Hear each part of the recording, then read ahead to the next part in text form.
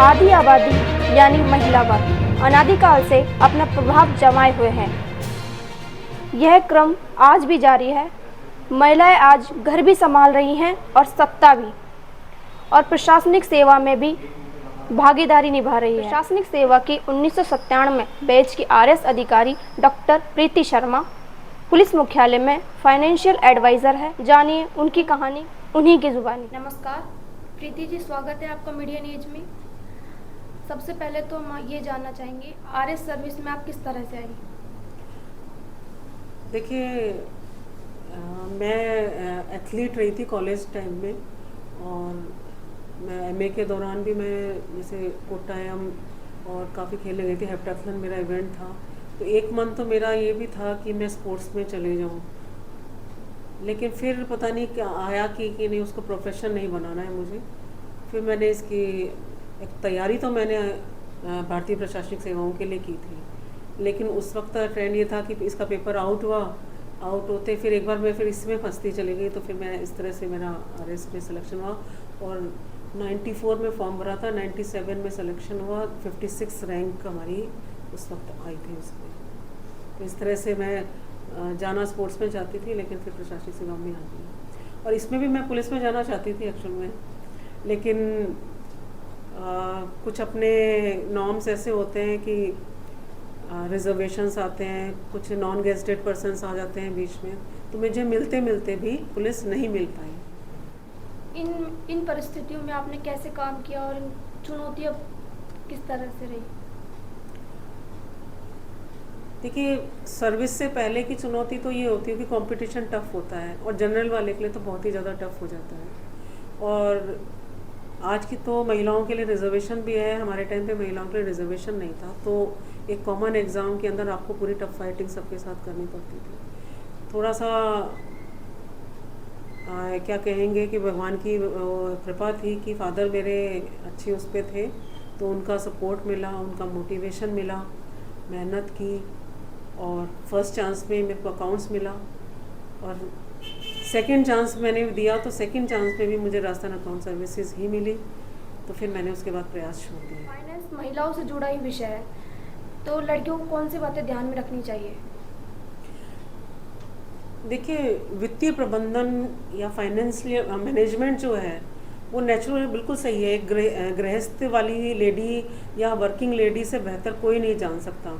तो कहने का तात्पर्य यह है कि महिला जितना अच्छा प्रबंधन घर में करती है, उतना ही बाहर भी अच्छा कर सकती है।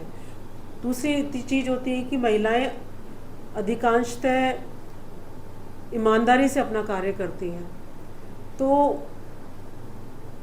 एक मेल की जो टेंडेंसी होती है वो घर में अगर कि ठीक है, ये सामान भी कितना लाना है, राशन कितना लाना है, तो उसमें अगर उनके हिसाब से चलते हैं तो ये मान के चले कि 15 दिन में आपकी सैलरी ख़त्म हो जाएगी। तो ये महिलाओं को गॉड गिफ्ट होता है कि हर क्षेत्र के अंदर कितना कितना उसको खर्च करना है और बचत कितनी करनी है। बचत करने का जो गुण है वो शायद महिलाओं के अलावा किसी के पास मुझे नहीं देखने में आया है। तो ये तो क्या इनबिल्ट होती हैं, जब ये घर में रिफ्लेक्ट होती हैं तो बट नेचुरल जब हम समाज में काम करेंगे या एक कार्यालय के अंदर काम करेंगे तो उसका भी हम उस पर बेस्ट समझ सकेंगे। और फाइनेंशियल मैनेजमेंट कुछ नहीं है, कितना आया कितना गया, अगर इसको ही आप समझ जाते हैं तो उसके बेस्ट जो सोर्सेज हैं उसका बेस्ट एक्सपेंडिचर मैनेजमेंट करना है फाइनेंशियल। तो मुझे लगता है कि महिलाओं से बेहतर कोई भी नहीं जान सकता। और ध्यान रखने वाली बात इतनी होती है कि कुछ सावधानियां रखने की ज़रूरत होती है, क्योंकि आजकल डिजिटलाइजेशन का टाइम है और सबसे ज़्यादा जो फ्रॉड हो रहे हैं वो मोबाइल के थ्रू हो रहे हैं। तो मोबाइल को ऑपरेट करते वक्त ज़्यादा ध्यान, जैसे मैं अभी पुलिस महकमे में हूँ और यहाँ पे देखती हूँ कि जितनी भी बातें सुनते हैं तो रोज़ कुछ ना कुछ फ्रॉड होते रहते हैं। जैसे मोबाइल में हम बैंकिंग ऐप्स रखते हैं तो बैंकिंग ऐप्स को प्रॉपर लॉक के साथ रखना है, और उसका पासवर्ड किसी का शेयर नहीं करना, पिन किसी के साथ शेयर नहीं करना है, क्योंकि सबसे ज़्यादा फ्रॉड इसी चीज़ में।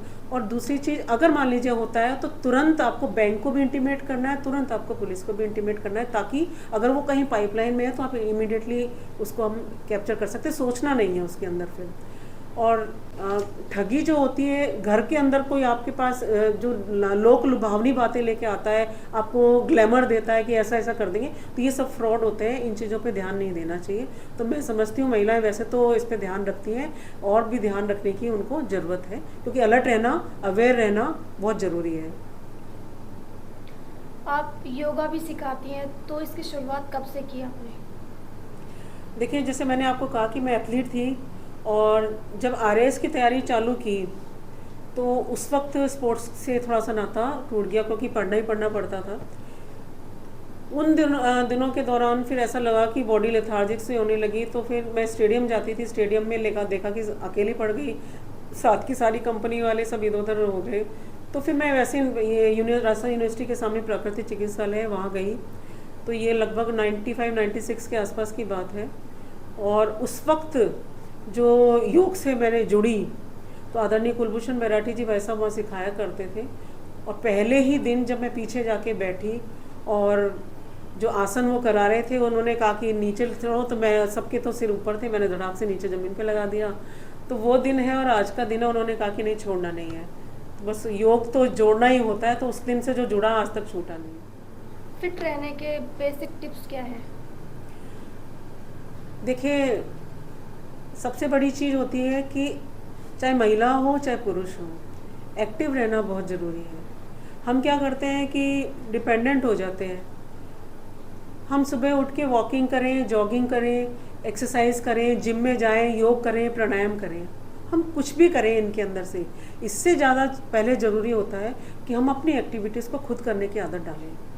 हमारा बच्चा आवाज़ लगाता है कि पानी दे दो, तो हमें पानी देने की आदत नहीं रखनी, उसको खुद को इंडिपेंडेंट बनाना है। ऐसे ही हमें, जैसे हम मेड काम करती है, तो उससे चीज़ें मंगाने की जगह हर बार हमें खुद को उठने जाने की आदत डालनी चाहिए, क्योंकि हर बार आप उठ के जाओगे तो आपकी बॉडी में मूवमेंट रहेगा, और बॉडी मूवमेंट में रहेगी, एक्टिव रहेगी, तो आपके फैट डेवलप नहीं होगा बॉडी के अंदर। और एक जो सबसे बड़ी जो आदत होती है ना, आलस्य और प्रमाद वाली, वो ख़त्म हो जाएगी। तो महिलाओं के लिए तो मैं बहुत ज़्यादा फोर्स करती हूँ कि योग और प्राणायाम नहीं करें तो खाली सूक्ष्म योगी क्रियाएं, जिसमें नेक का हिलाना, गर्दन हिलाना, हाथों का पैरों की एक्सरसाइज, ये छोटी छोटी एक्सरसाइज करके वो आधा घंटा प्राणायाम करें। तो प्राणायाम से इंटरनल डिटॉक्सिफिकेशन भी हो रहा है, और डिटॉक्सिफिकेशन खाली बॉडी के अंदर मल विकार का नहीं हो रहा, आपके नेगेटिव थॉट्स का भी होता है प्राणायाम से, क्योंकि प्राणायाम मन इंद्रियों को कंट्रोल करता है। और ऐसी स्थिति में जब ब्रीदिंग के साथ साथ आप मेडिटेशन की स्थिति में जाते हैं, तो उस वक्त आपका माइंड बिल्कुल शांत हो जाता है, और ऐसी स्थिति के अंदर पॉजिटिव थॉट्स आपके अंदर आते हैं। तो ऐसी स्थिति महिलाओं के लिए, क्योंकि प्रेशर बहुत ज़्यादा होता है उनका, घर का प्रेशर भी होता है, बाहर का प्रेशर भी होता है। ज़रूरी नहीं है कि वर्किंग लेडी है तो दोनों का प्रेशर है। आजकल घर में जो लेडीज़ हैं, उनको बच्चों का या बाद में कैसे मैनेज करना है, फंड को कैसे मैनेज करना है, इनका भी बहुत प्रेशर होता है। तो योग और प्राणायाम नेचुरली बिल्कुल उनके लिए बहुत ज़रूरी है। और लड़कियों को मैं इसलिए भी प्रमोट करती हूँ, लेडीज़ को इसलिए भी प्रमोट करती हूँ कि जो हेरिडिटी डिजीज़ हैं उनको आगे कंट्रोल किया जा सकता है। एक लेडी अगर टाइम रहते प्राणायाम का अभ्यास करती है, आसनों का अभ्यास करती है, तो हेरिडिटी डिजीज़ को, जेनेटिक डिजीज़ को एक से दूसरी जगह जाते हुए काफ़ी हद तक हम जीन्स को रिड्यूस कर सकते हैं। आप अपने काम के साथ फैमिली का मैनेजमेंट कैसे करती हैं? ये एक चैलेंजिंग क्वेश्चन है, और मैं समझती हूँ कि थोड़ा सा टाइम मैनेजमेंट वाली बात होती है। बल्कि आपको ये कहना चाहिए कि वर्किंग के साथ साथ, घर मैनेज करने के साथ साथ मैं योग को कैसे मैनेज करती हूँ, तो थोड़ा सा कोशिश करनी पड़ती है। देखिए, ये सुबह 4:30 से 4:45 बजे उठना बहुत आसान नहीं होता है, लेकिन एक बार आदत आप कर जाती है। जैसे चाय पीने वाले से चाय नहीं छूटती, तो उसको हर वक्त लगता है चाय की तलब उठती है। ऐसे जब एक बार आप जुड़ जाते हैं किसी चीज़ से, तो फिर वो चीज़ छूटती नहीं है। तो ये आप अगर सुबह उठ के आप चाहे आप जॉगिंग कर रहे हैं, आप वॉकिंग कर रहे हैं, आप एक्सरसाइजेस कर रहे हैं, उससे भी ऊपर अगर आप योग और प्राणायाम का अभ्यास कर रहे हैं, तो आपका मन शांत होता है, तो एनर्जी आपकी पूरी रहती है। और ऐसी एनर्जी के साथ आप ऑफिस में भी पॉजिटिव रहते हैं, और घर आके भी आपकी एनर्जी ख़त्म नहीं होती। और परम पूज्य स्वामी रामदेव जी महाराज तो ये कहते हैं कि आराम हराम है, कार्यांतर ही विश्राम है। कहने का तात्पर्य ये है कि आप दिन भर आप काम करने के लिए है, रात भगवान ने रेस्ट करने के लिए दी है, तो दिन में आपको आराम चाहिए, तो ये काम छोड़ के आप अगर आप दूसरा काम करने लग जाएंगे तो आपकी एनर्जी आप लेवल आपका ख़राब नहीं होगा।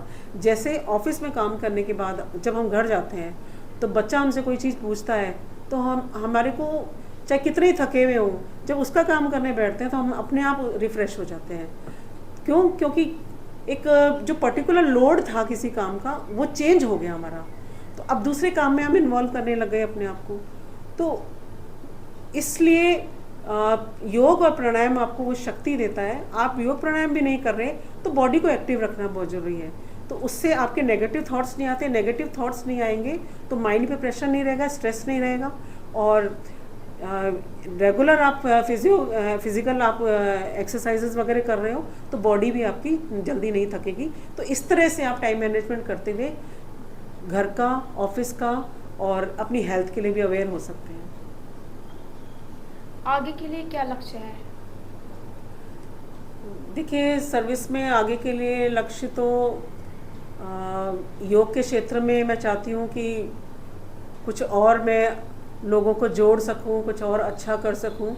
अभी world human right protection commission की तरफ से मुझे मानद डॉक्टरेट की उपाधि मिली है, और इसी तरह से मैं चाहती हूँ कि महिलाओं को तो मैं बहुत ज़्यादा जोड़ूँ ताकि वो डेली अपने आप को इस, और ऐसी बात नहीं है जुड़ रही है, लेकिन मैंने एक चीज़ देखी है कि एक तो जयपुर का क्षेत्र है, जयपुर के क्षेत्र में महिलाओं को जोड़ते हैं तो कोई ना कोई काम का वो बहाना कर देती हैं।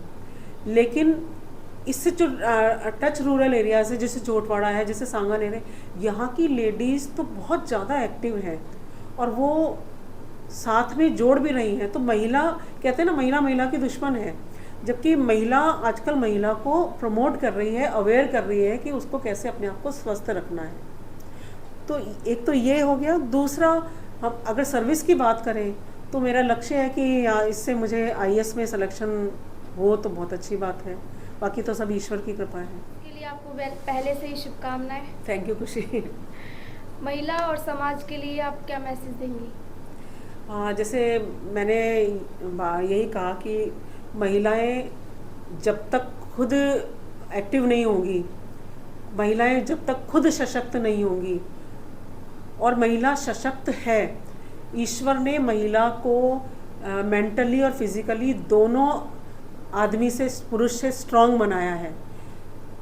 होता क्या है कि वो घर में रहती है और घर के काम की हमारे समाज में कोई वैल्यू नहीं होती, इसलिए वो सोचती है कि मैं कमज़ोर हो गई हूँ। लेकिन उस आगे अगर हम फॉरेन कंट्रीज़ में जाके देखते हैं तो घर के काम की अपनी बहुत वैल्यू है। उसका भी जब कॉस्टिंग निकालने जाते हैं तो जो हम ऑफिस में काम करते हैं उससे कहीं ज़्यादा उसकी वैल्यू आती है। इसलिए महिला को तो अपने आप योगदान है। दूसरा, बच्चों को संभालने का, तो जो समाज को संस्कार कहाँ से आएंगे? वही बच्चे बड़े होकर समाज का रूप लेंगे। तो बच्चों को संस्कार देना, मातेव पुत्रान रक्षस्व श्रेष्ठ प्रज्ञाम च विदेहि न इति, ये हमारे शास्त्रों में लिखा है कि माँ ही ऐसी है जो बच्चे की प्रथम गुरु है, और माँ ही ऐसी है जो श्री के रूप में उसे अच्छे संस्कार देती है। तो बच्चों का लालन पालन करना, ये अगर उनका लालन पालन अच्छा नहीं होगा तो वो समाज में आगे अपना योगदान नहीं कर पाएंगे, राष्ट्र को योगदान नहीं दे पाएंगे। इसलिए ऐसे बच्चों को ऐसे संस्कार बच्चों में देने के लिए महिलाओं का विशेष योगदान रहा है। दूसरा, मैं ये कहना चाहूँगी कि चाहे महिला हो चाहे पुरुष हो, जब तक वो स्वस्थ नहीं होंगे तब तक वो समाज को योगदान अपना नहीं दे सकते। क्योंकि मेरे शरीर में बीमारी है, मुझे बुखार है, या आए दिन मुझे छींकें आती रहती हैं, मेरे कमर में दर्द है, तो मैं उतनी एनर्जी के साथ, उतने उत्साह के साथ, उतनी उमंग के साथ काम नहीं कर पाऊँगी, मेरा मन ही नहीं करेगा। इसलिए जब तक हम स्वस्थ नहीं होंगे तब तक हम अपने समाज को अपना पूरा कंप्लीट योगदान नहीं दे सकते। इसलिए मेरा फिर से आह्वान है कि आप योग करें, प्राणायाम करें, एक्सरसाइजेस करें, लेकिन सुबह 1 घंटा अपने शरीर को ज़रूर दें, क्योंकि 1 घंटा जब आप अपने शरीर को देंगे तो 23 घंटा ये शरीर आपके लिए पूरी उमंग ऊर्जा के साथ कार्य करेगा। प्रीति मैम को हम धन्यवाद देंगे। नमस्कार, जुड़े रहिए मीडिया न्यूज के साथ। Thank you.